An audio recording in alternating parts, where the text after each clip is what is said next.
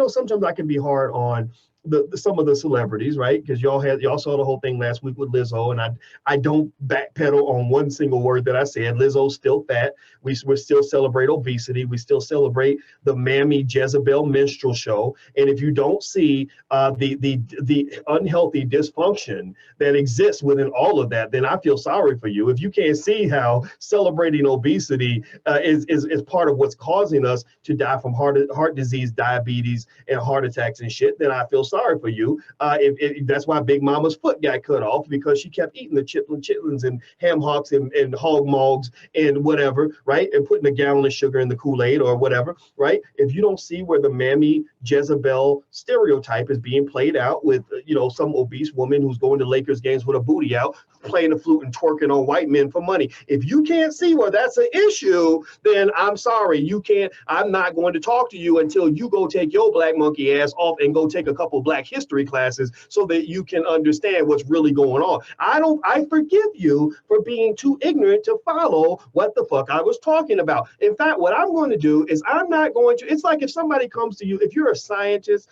in a lab and you know that an oxygen molecule is H2O, or not oxygen, excuse me, water is H2O, and you know that there's a hydrogen molecule or two hydrogens and an oxygen, or two oxygens and a hydrogen, one of the two, right? And they say, no.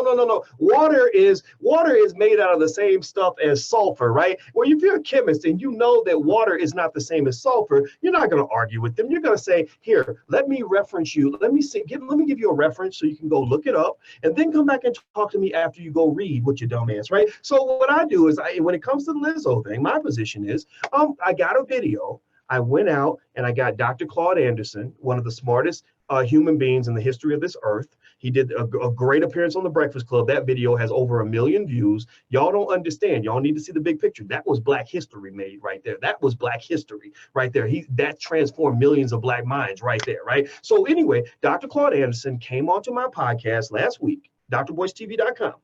And he did an analysis explaining the history of the Mammy Jezebel minstrel show and why the Lizzos are more popular than the India Aries, right? He explained why why male rappers, it ain't just a gender thing. I know the feminists, they want to try to make it, he hates women, or he was fat shaming. Well, you're making words up now. Now you're creating concepts that will support your bullshit agenda, your social engineering quest. Like, I understand how it works.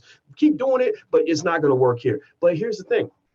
I know that they want to make it into more than what it is. And the reason that they want to do that is because they don't like accountability.